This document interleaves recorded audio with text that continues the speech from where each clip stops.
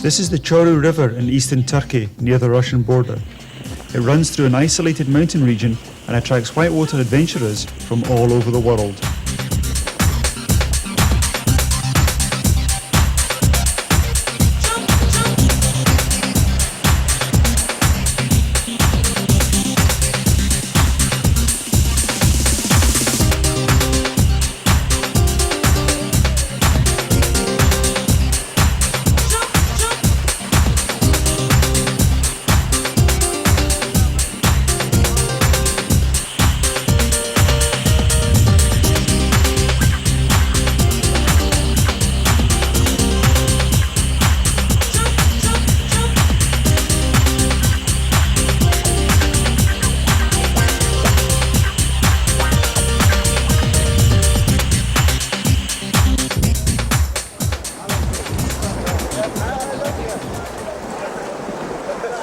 However, some of these rafters are different. They're people with disabilities, and they're doing as much of this as they can by themselves.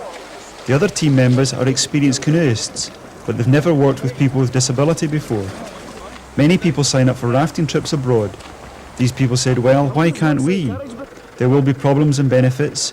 Let's accept there will be successes and failures, and let's just go and do it.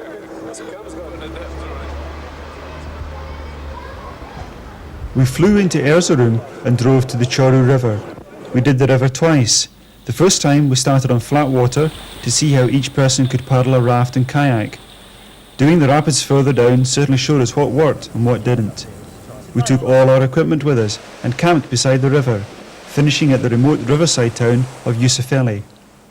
We then headed back to Erzurum to join Porject RAFT, an international rafting event, and we set off to do the river again. The team members with a disability had tried outdoor sports before. For example, Steve Pym, who is blind and comes from South London. The only experience I've had before is canoeing on, done rock climbing, abseiling, water skiing, parascending. There was always a guide in front of me or near me to tell me if there was any water coming up that was very rough or rougher, and if necessary, if there was a big hole, I would go down low in the middle of the raft. Like towards this side? Yeah. I would probably, because you have to try and balance. Well, don't forget, I would lean forward on here to balance it. You're also going to be... Yeah, that's probably easier. So you can lean out, when you're in the whitewood, you can lean out and you can brace on your paddle. You've got a lot of strength. Oh yeah, lean on the paddle, I'll be over. No, you won't. Dave Manby is the able-bodied canoeist who conceived the trip. He pioneered extreme expeditions on Himalayan rivers, including the Dudh Kosi, the river of Everest. Now, however, he's looking for a different challenge. Why did I do it? Well, I've been on my mind for a while to do another trip, but I'm getting too old to go and do Class 6 runs out in the middle of the back and beyond. I want to do something which is going to tax me to organise a bit more. Since I'd never done a trip like this and I wasn't quite fully aware of what I was taking on, I learnt, well, it's one hell of a challenge. It's really good, one of the best trips I've ever put together. Haven't had that much fun for a long, long time. Things like finishing the rescue event is one of the highlights, absolute highlights of my life in a way. We had really brave, outgoing, adventurous people, really, who came on it for the same reason as anybody would check onto a normal adventure holiday. Is that fitting, Dave? Well, I don't want to breathe, it's okay. My name is David Tuttle. 1981, I managed to fall out of a tree and break my back. This means that from my lower chest down, I'm completely paralysed. I can't move and I have no sensation from that point. The obvious problem with that is I can't walk. But that's not always the biggest problem. You've got added problems, doubly incontinent. The lack of feeling means it's very easy to injure yourself. I'd not been in a whitewater raft before. I used to spend a lot of time messing about in boats. I did a lot of canoeing, so being in water, falling in water doesn't bother me, and was keen to row the raft to the best of my ability. So that involved organising a backrest and a harness to hold my body rigid so that I could actually have something to lever it against to apply some power to the oars. Otherwise I'd just be sitting there and it would be a bit of a waste of time. So we managed to get a really good backrest sorted out, and I felt I was able to row quite well. I wouldn't recommend anybody to get strapped into kayaks and rafts. It's not a good idea.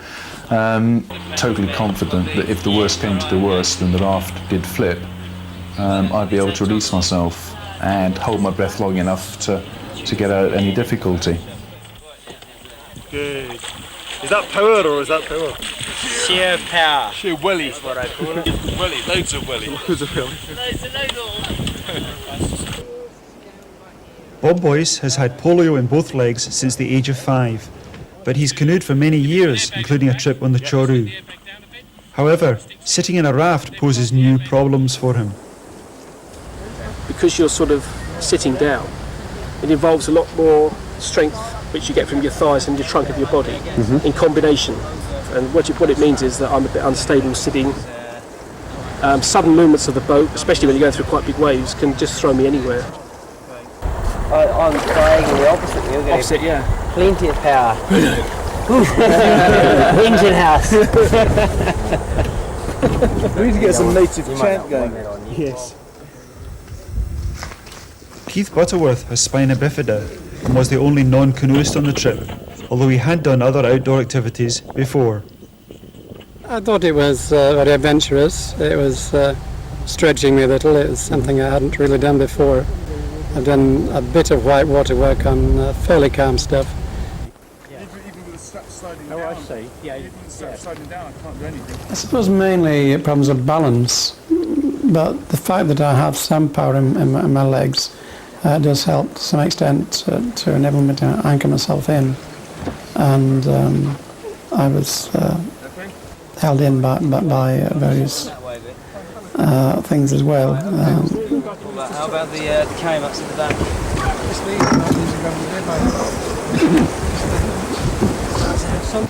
that better? I'm Maggie Taylor.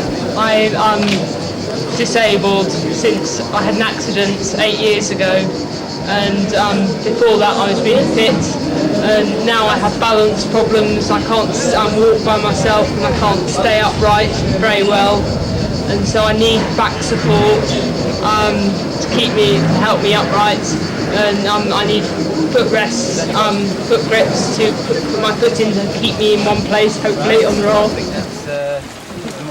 I suppose with the other expeditions I've been on, they're sort of more sheltered, because you've got all the able-bodied people helping you far more, and they don't give you the chance to try things out so much yourself.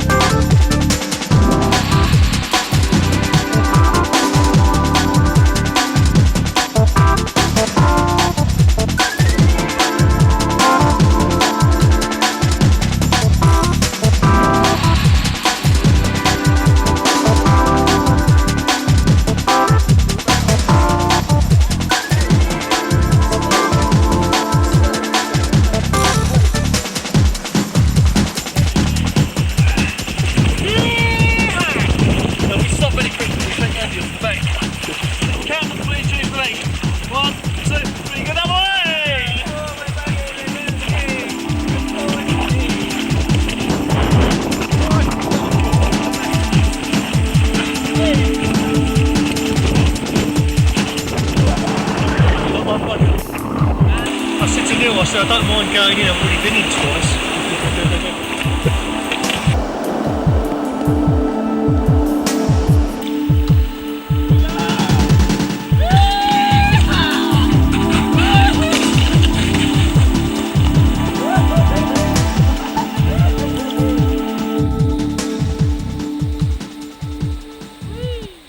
Depending on your disability, you've got different strengths and weaknesses, and the idea was to make the most of what you could do. We all decided to follow Steve paddling because he couldn't see us, and so we would watch what strokes he was doing and follow his strokes. You couldn't always get a good pull with the blade through the water because it depended on how stable the boat was. If the front of the boat where I was getting high, you were either skimming the water with the blade or the blade was right. You know, you were catching crabs. For the first few days, the team members experimented with different ways of using the craft, on flat water and on the easier white water. As I said before, sometimes in the very difficult areas and in the bigger rapids, it was difficult to paddle and to maintain balance. When you're doing something like that, as anybody who's done any sport knows, you need to have the equipment set up just right for yourself. And it's more important when you're limited what you can reach and what you can pull on. Just a few degrees too far back, I just couldn't get any power into the oars. So once we'd experimented with the seat, it was great. If you do get the orbits out of your hand, I'm tied down, I can't reach it. So always got to be very careful to have somebody who knows what they're doing as a backup, just in case you lose an oar or your harness comes loose or slides down too low, so they can just grab the oar and just steer you around the rock at the last second if you need it. I rode the bulk of it. Dave Manby took over at a couple of bits where we couldn't risk catching a crab or losing an oar. It would just have been, you can't take too many risks out in the middle of nowhere.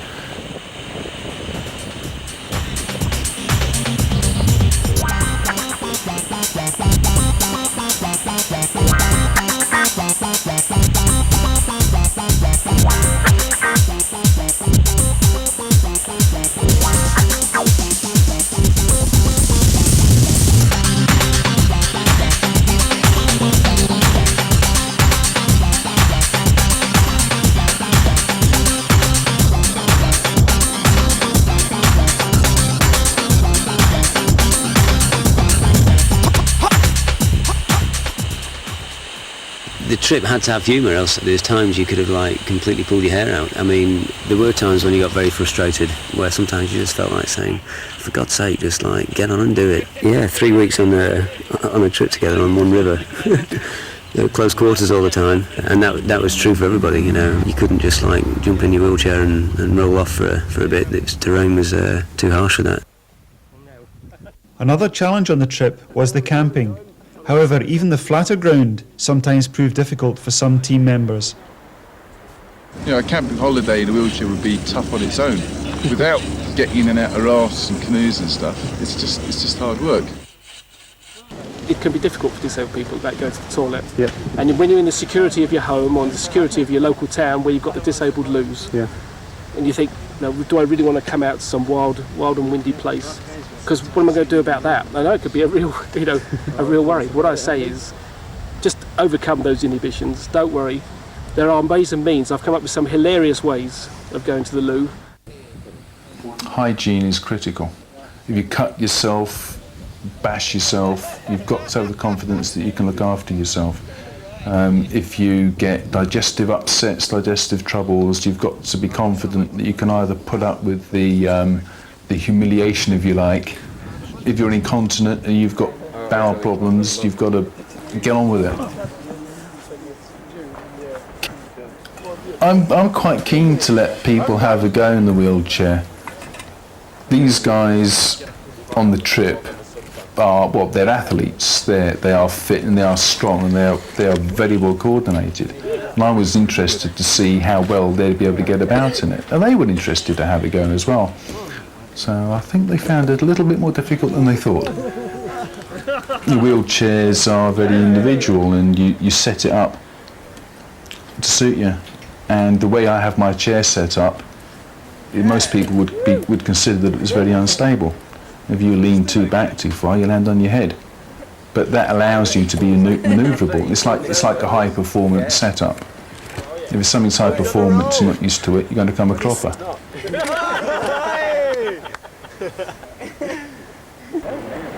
I can see why Dave was pulling funny faces now.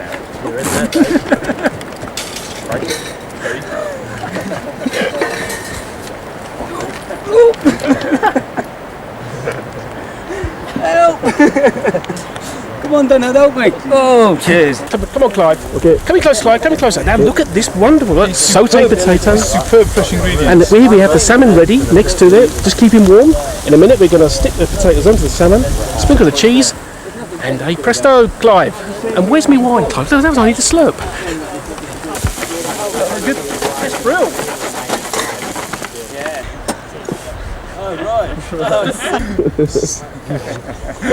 There you go. Oh, nice one.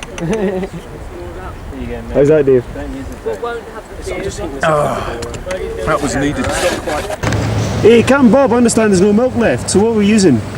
It's got to be the custard. It's got to be custard that Dave brought from England. Yeah. He bought it for a trip 6 years ago. It's all right. It's all right once you've stirred out the lumps.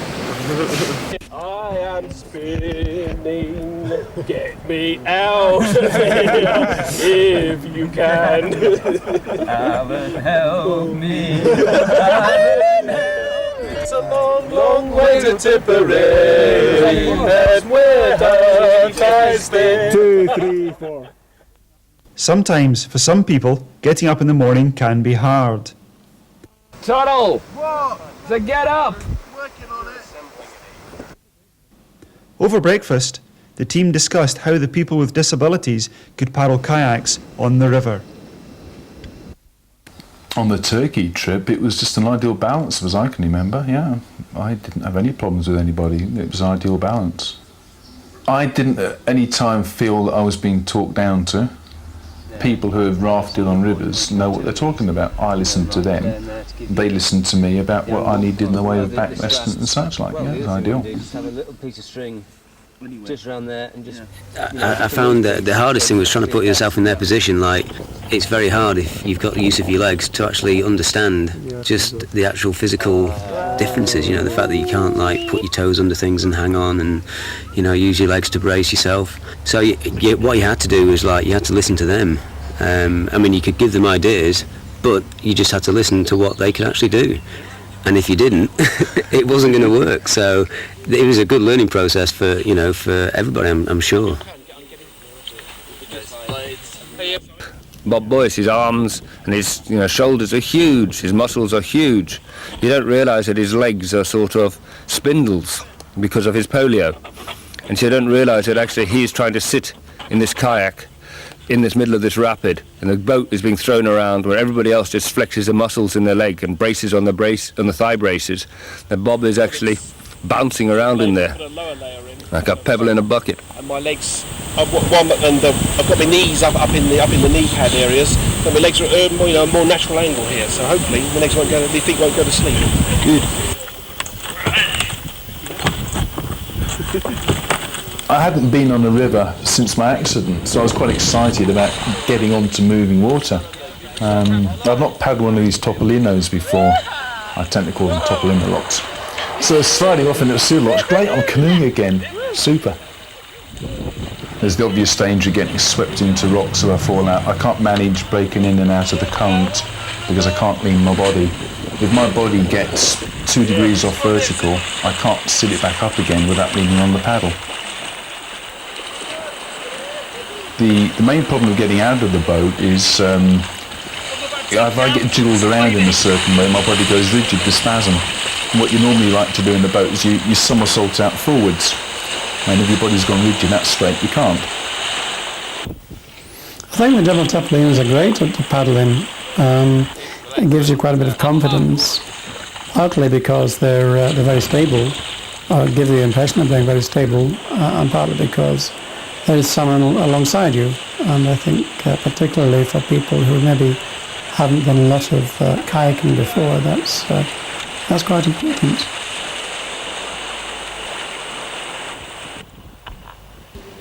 Because if you're paddling through rough water, and the person behind you leans over to the right or the left, whichever way it might be. I've got to try and be as quick as them or go over the same side as them. Otherwise, there's more of a harder chance of the boat capsizing. No problem. I didn't mind. The water was warm, but I knew I had people with me all the time, so I had no worries. It just happened so quick. It was just a bit of a shock. As well as trying the double kayak, Steve Pym also tried a single kayak, but he needed to have a voice to follow down the river. So Steve would paddle down the river, and somebody, Frank, Alan, John, whoever's detailed to look after Steve that day, would spend the whole time talking. The only trouble is when he got a little bit exciting, people tend to stop talking, which leaves Steve totally in the dark.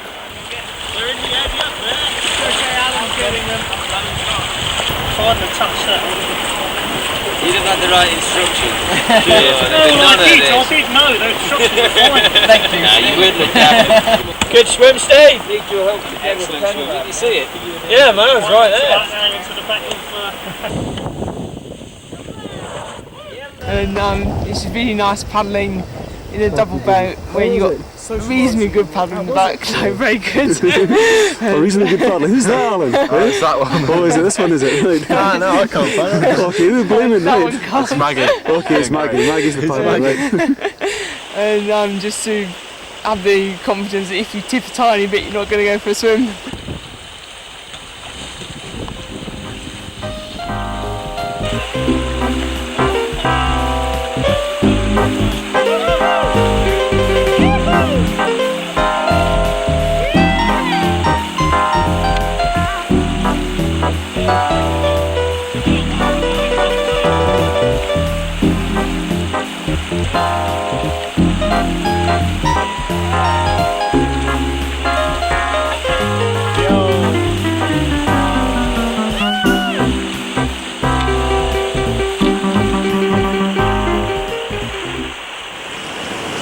I had a ceremonial swim into town, and lo and behold, right in front there's an enormous stopper, enormous hole. I went right in it, I think 2 or 3 times, came out some yards from the canoe, a great cheer went up. I'm sure I would have got the cheer if I'd have paddled through it. That was Donald Bean talking about a previous trip on the Coruh. He is 72 and has paddled and swum down rivers all over the world. Donald is well known in the small riverside town of Yusufeli. And then you retire, and it becomes a kind of milk and honey existence if you're not careful. And I find canoeing and some of my various other activities, particularly these expeditions to strange lands, I find they give me the motivation. I was very impressed with the enthusiasm of the disabled people. They'll tackle almost anything if you let them. There's just no stopping them. What's this happened to you? No, you look like a new man. Scalped, You yes. completely scalped, haven't you? Indeed.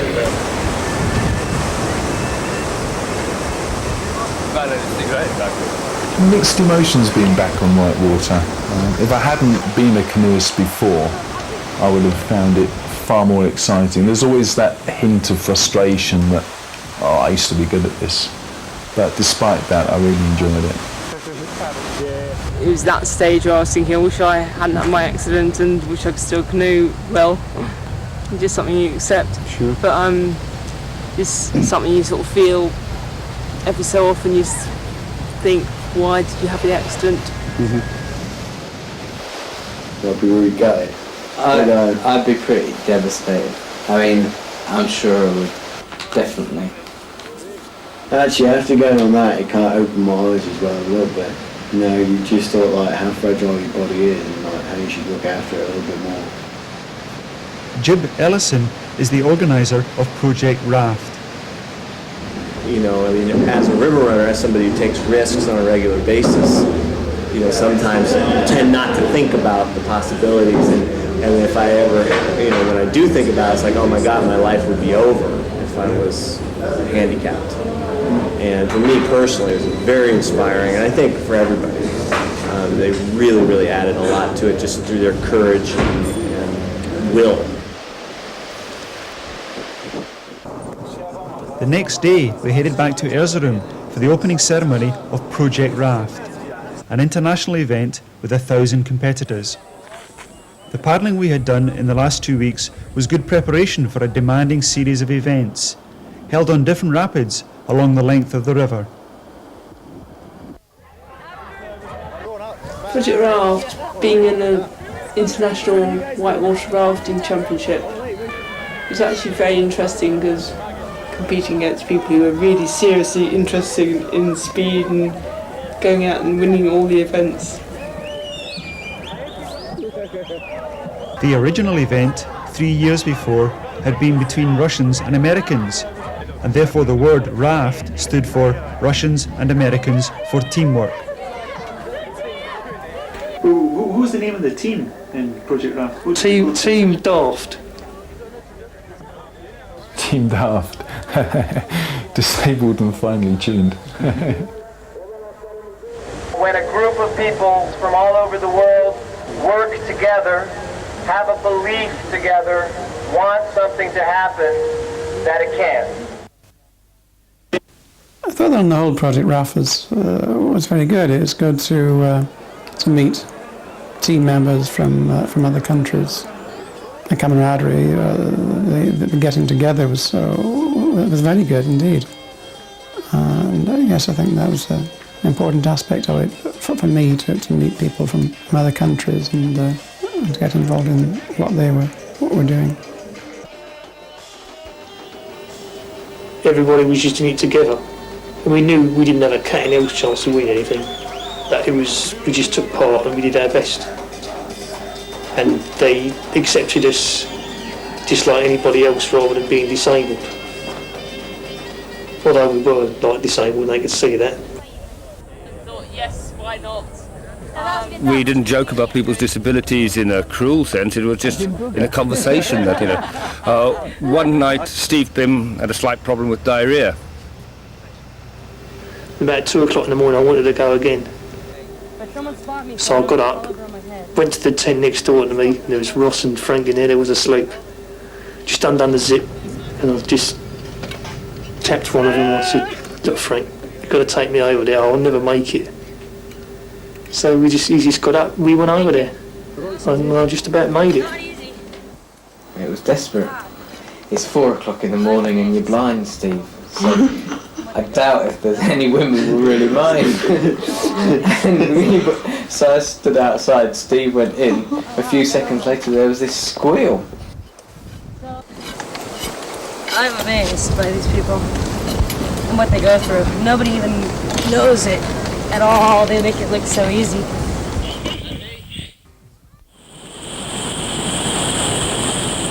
The first event of Porject RAFT was the Friendship Float, where teams were split up between rafts so they could meet other nationalities.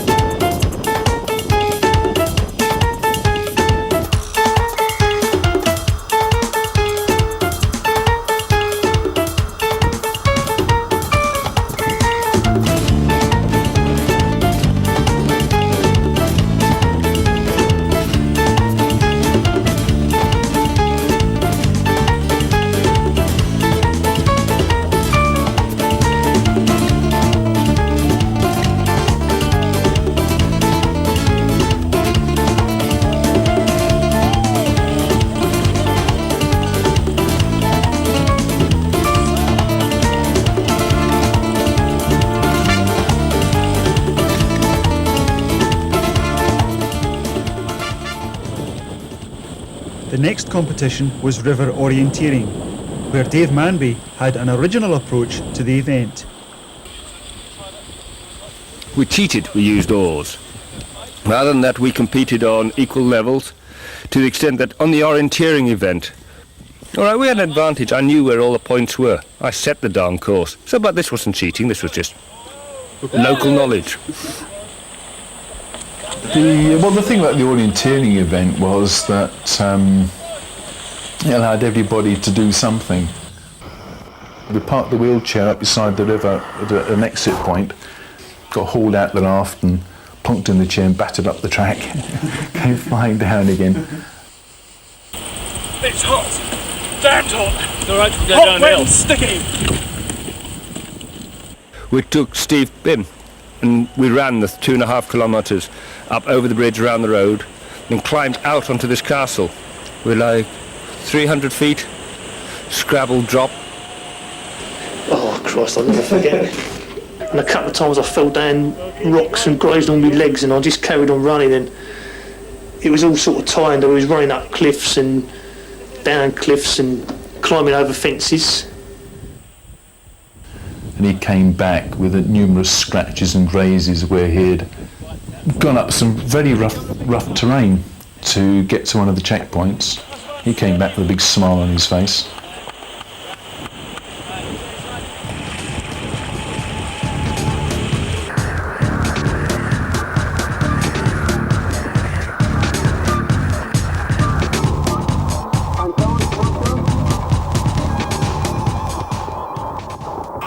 How do you feel, Dave? Quite good. Yeah. Good run? That was good fun. Yeah. It was really good. We did well. What do you think of Steve coming all the way down from that castle? Totally unbelievable. Unbelievable. Steve is a hard man. He's a hard man. Cruising that whole course, really impressive. This whole team is impressive. You guys are great. Right, Steve, let's go find our stuff. All right, excellent. We're going up a road here. They built this road special for us. Go on. Well, Manby just came running up and he said he was registering a complaint and he was really pissed off. Off the raft. And I said, what? And he said, yeah, they didn't have the checkpoint in the ramp. The rescue event, that was a good laugh. That involved flipping the rafts, righting the raft again, a canoeist doing a capsize. We did a lot of practice for the capsize. When it came to the event, we had it all planned out. At the group conference on the river rescue event, Bob was unsure how well he would manage the kayak roll.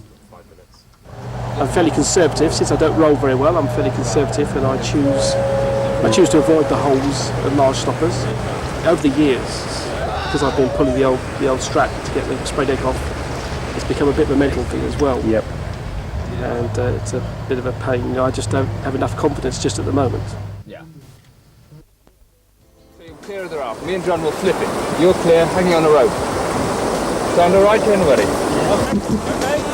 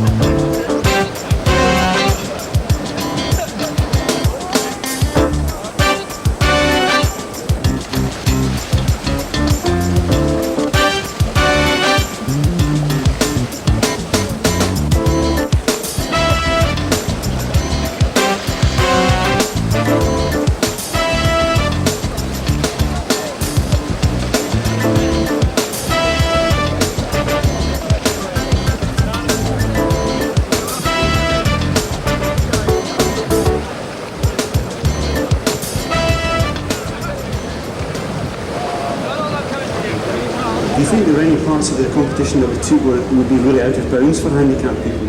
Well, I would have said the river rescue event, but they proved that wasn't the case. I definitely didn't think it was on, and I was just so surprised when they actually, number one, that they didn't really seem to have any sort of worries about doing it in the first place. It was just, this is the next thing we're doing, this is part of the competition that we're in, we're going to do it. And number two, they just went ahead and did it. I was gobsmacked. And it was only when a few of the other Americans and New Zealanders said to us, "Are you doing rescue events?" Oh, well, gracious me, of course we are. We're actually in the event. So why not?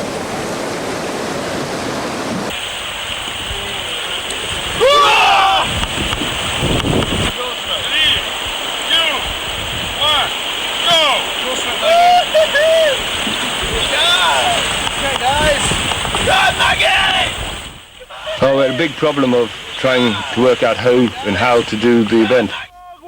After we picked up Steve, our swimmer, we went through gate 2.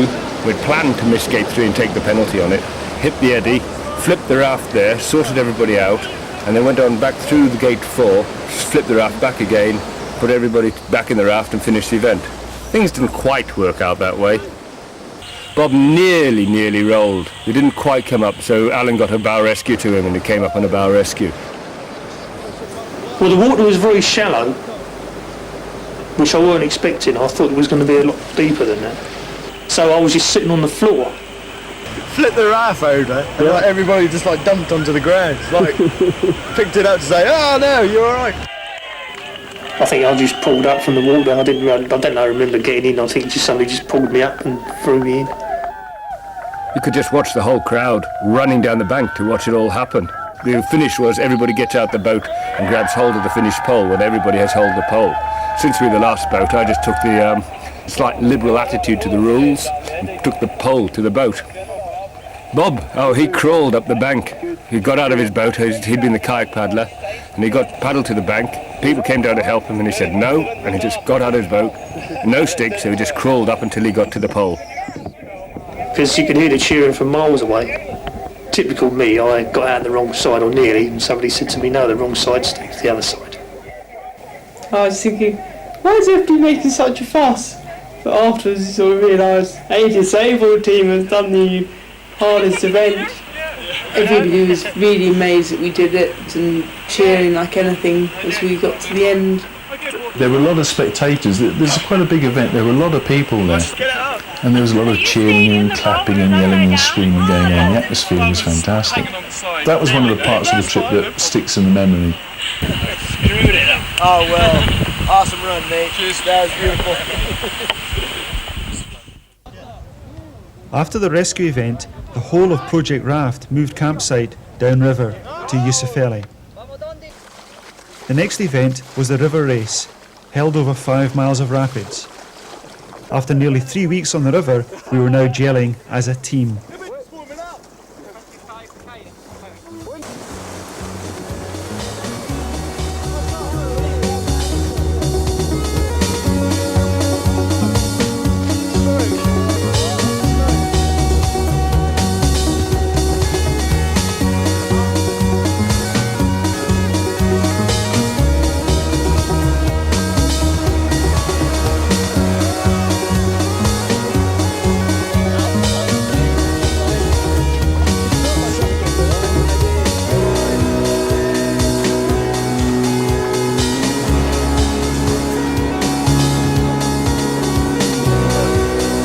Shake Andy off the bow. Stroke. Stroke.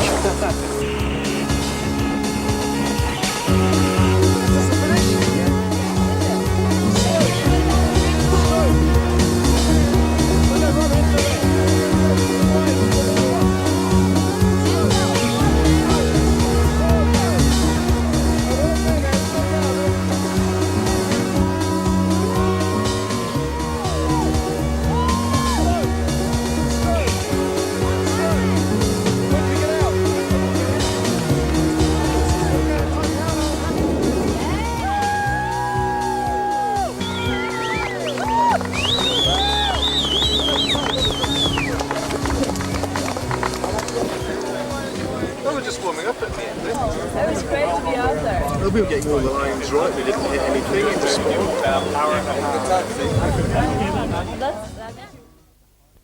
The last event was the Slalom, on the hardest rapid we'd yet seen.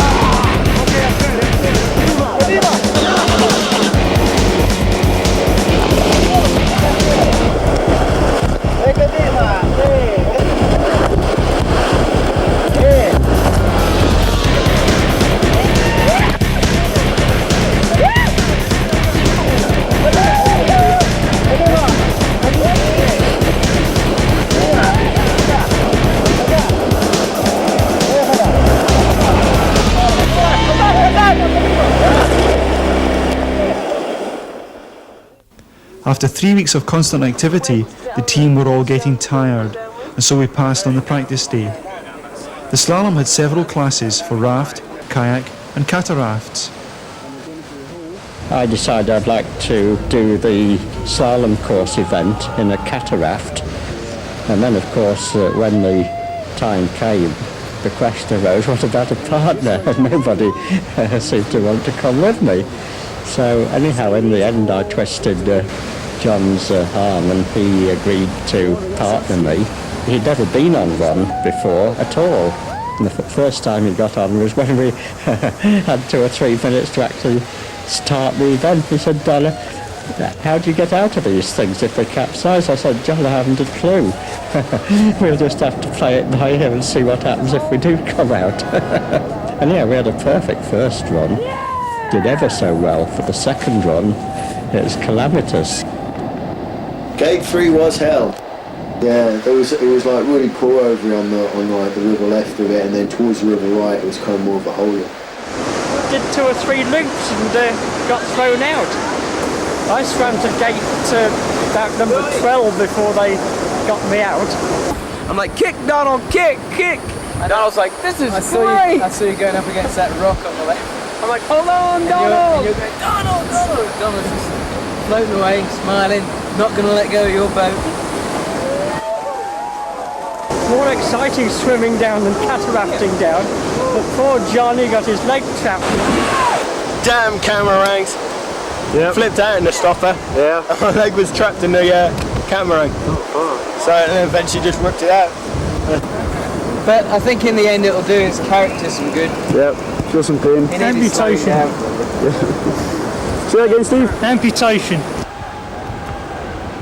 I managed to persuade Alan to do a kayak run with me, and then gate 3 was coming up, and we got all the rebound water from the wall and tipped us in. Went under, came up as you normally do. Then, unfortunately, I got sucked under again. It was definitely the longest swim I've ever had. Halfway down, I poked my hand up just to find out how deep I was. Dave Tuttle said to me, Maggie, you shouldn't have been poking your arm up in the air, you should have been swimming with it. That's great. Get through that hole with something though, that's quite big. Well, it's my first big swim I've had. Yeah. Can you shake it a bit? It was deep and white and wet. Gone. Dreading, and then Dave said to me, we just saw the arm waving, so she's not stuck in the arm. Yeah, that's alright. If you got gate 3 wrong and you didn't have enough speed on, you'd end up doing a backward somersault, raft and all, and there'd be bodies flying everywhere. So that was quite an important gate to get right. Why don't you buckle yourself in with one buckle? Do the gate. Go for the gate. Like, go for the move.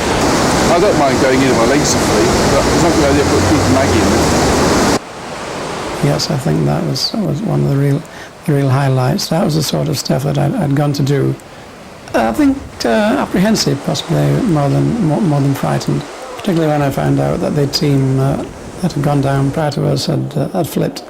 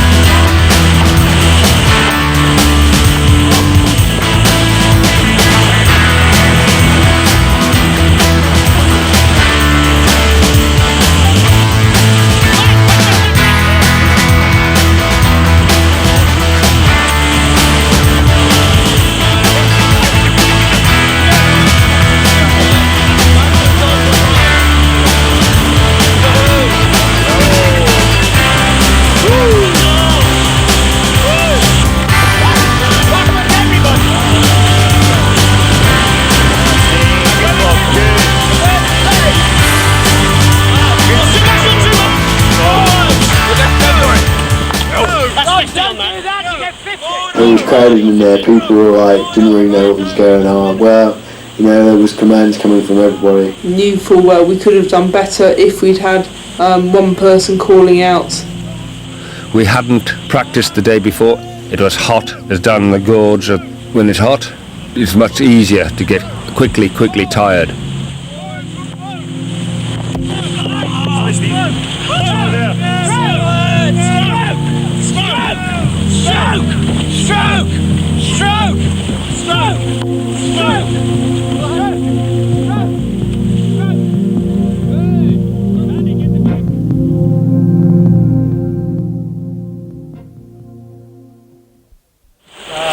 We weren't together, we weren't coordinated together at all, not at all. We were all over the place. We were all over the place. I think that's worse than the first one. I think we did better than the first one myself. There's too many, in a way, there's too many people at the raft, because I was sitting Dave at the back.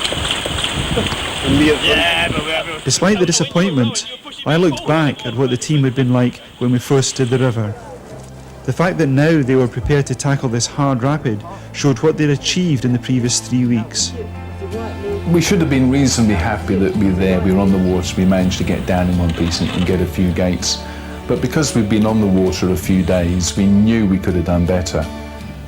We weren't thinking about the disability side of it, we weren't thinking about difficulty getting in and out, we were just thinking, damn, we should have done better at that. But we were pleased that we'd been there and done it.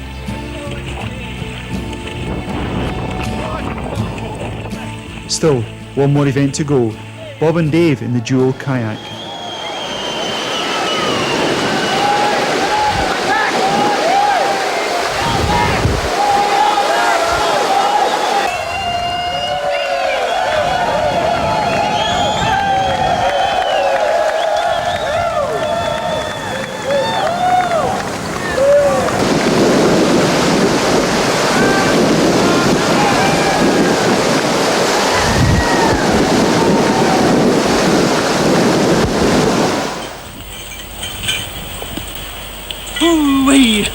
Well, Bob, how do you feel now?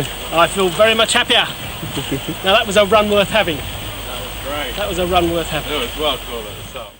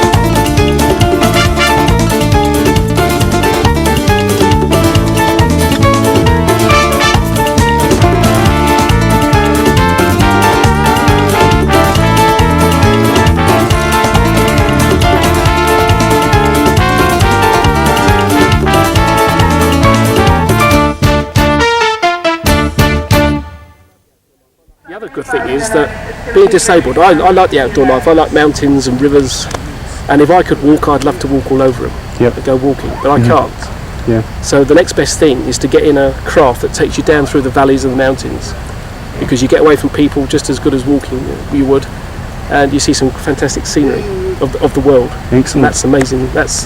So this is my way of trekking, really. That's the other thing. That's really good. So it's a really good way of doing that.